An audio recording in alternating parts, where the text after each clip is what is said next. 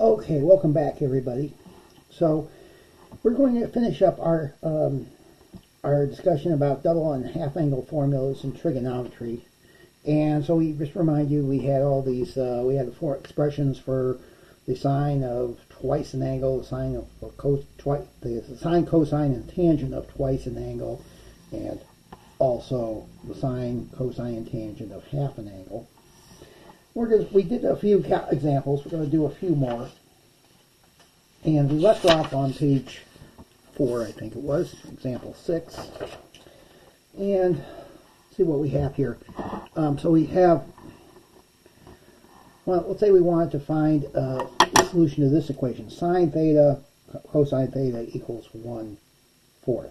Okay, so what is the quote-unquote trick? We can't really, ideally we would like to write everything in terms of like one factor this or write this in terms of one trig function, but we know that this is almost 2 sine theta cosine theta, okay, which is the same thing as sine of 2 theta. So I'm going to multiply both sides by 2. And okay, so it's 2/4. Then this becomes the sine of 2 theta, and this is 1/2. All right, so then we have, well, what is the sine of what angle equals 1/2? Well, there are a few of them, right? If we're going back to our unit circle, there's like this angle and this angle, right? So it's pi over 2, or rather 30 degrees and 150 degrees, or in radians it's pi over 6 and 5 pi over 6. So that means 2 theta could be pi over 6 plus 2 pi k, or 2 theta equals 5 pi over 6 plus 2 pi k. And then we can divide everything by 2 and get theta will be pi over 12 plus pi k, or theta equals 5 pi over 12 plus pi k, where k is any integer, 0, plus or minus 1, plus or minus 2, etc. Okay, so if you wanted to find the first few solutions, it would be pi over 12, 5 pi over 12, and then when k equals 1, would be 13 pi over 12, and 17 pi over 12, and so on. Okay, so there would be infinitely many solutions, but maybe in this form. All right. Let's look at example 7. Here we're asked to prove, solve this equation. The cosine of 2 theta equals 2 minus 2 sine squared of theta. All right. Now we know that there are 3 ways to write 3 formulas for the cosine of 2 theta, but only one of them is just in terms of sine theta. And we probably want to do that because if we can write the equation in terms of sine theta, then we can then we can say sine theta must equal this value, and then we can find theta. Once we find what sine of theta is, we can find what theta is. So this is 1 minus 2 sine squared of theta. Okay.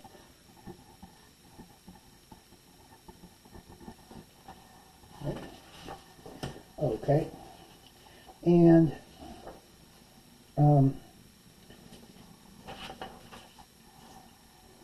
so then we can do a little algebra, and let's see, what did I do wrong that was so, what did I do that was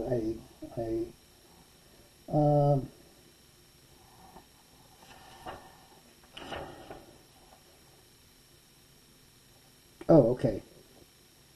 Okay, dokie. This is, okay, let's start again. I totally misread my notes, so let's try it. We do math without a net. Because otherwise this doesn't have. I don't think this. If we do that, then this has no solution. So let's try again. Let's solve this one instead. I don't know. Yeah, this is really what I wanted to do. So let's start again. Let's say we wanted to find a cosine of 2 theta equals 2 sine squared of theta. I think that 2 was. I'll just tell you that this solution shows there's no solution, because otherwise 1 is equal to 2. All right, now let's do this. Let's say we wanted to solve this.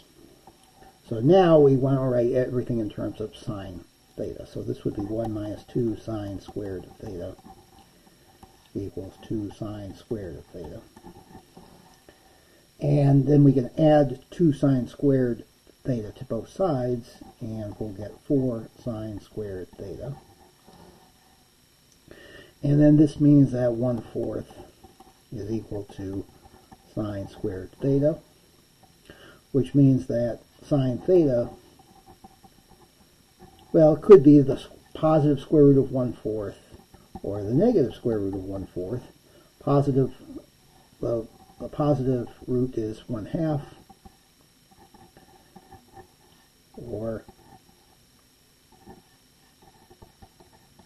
and the negative square root is negative 1/2. So the sign is either going to be pi over, so sine is either 1/2 or negative 1/2. And we already said so. If in the first case, we know that theta is either going to be pi over 6 plus 2 pi k, or it could be 5 pi over 6 plus 2 pi k. Okay, that's one set. Here, if the sign is negative 1/2, okay, remember what that was? That would be negative pi over 6 plus 2 pi k, or negative 5 pi over 6 plus 2 pi k. Okay, where again, k would be 0, plus or minus 1, plus or minus 2, and so on. So there are a lot of solutions here. And if we wanted to find the first few positive solutions, we would get, could be pi over 6, 5 pi over 6, and then negative pi over 6 plus 2 pi, so when k equals 1, negative pi over 6 plus 12 pi over 6, that would be 11 pi over 6. And then we'd have negative 5 pi over 6 plus 12 pi over 6. So that would be 7 pi over 6. Okay, and so on. Obviously, this number is bigger than this, but okay. Those would be the first 4 solutions, and you can see if there would be any. I don't think there would be any more in between 0 and 2 pi. All right. The last part we want to do is show some identities. So establish some identities. In example 8, we're trying to show that the fourth power, cosine theta to the 4th power minus sine theta to the 4th power is equal to cosine of 2 theta. And the trick here is when you want to see that this is a difference. Whenever you have a difference of 2 squares, you want to try factoring it. And you say, well, this is a 4th power, not a 2nd power. Well, this is cosine squared to the 4th power, right? I wrote cosine squared squared. So this is cosine squared. So I'll just say that cosine to the 4th theta minus sine to the 4th theta can be factored as cosine squared of theta plus sine squared of theta times cosine squared theta minus sine squared theta. Okay. All right. Again, difference of 2 squares, because you can think of this as, x squared minus y squared, where x is cosine squared of theta and y is sine squared of theta. Anyway, the fundamental identity says that this must be 1. And this is, we know, is cosine of 2 theta.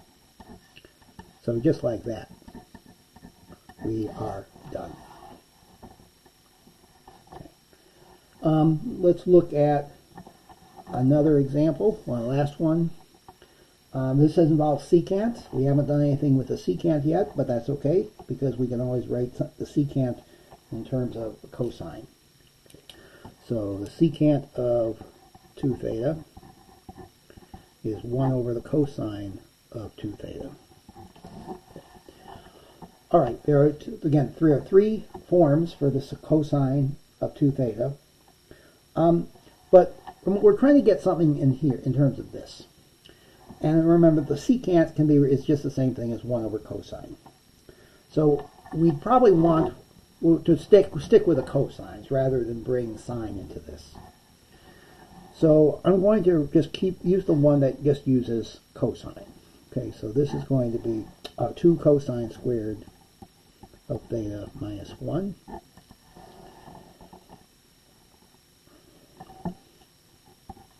Okay. And now remembering that secant of theta, of course, is just 1 over cosine theta, I'm going to multiply and divide by not just cosine, 1 over cosine, but 1 over cosine squared of theta.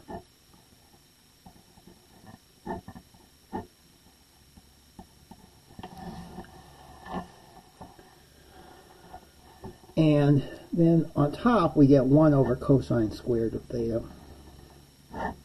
Now on the bottom, if we distribute this 2 cosine squared times 1 over cosine squared, they cancel and we just have 2. And then we have this minus 1 over cosine squared of theta. Okay. And then of course this is the same thing as 1 over cosine theta squared.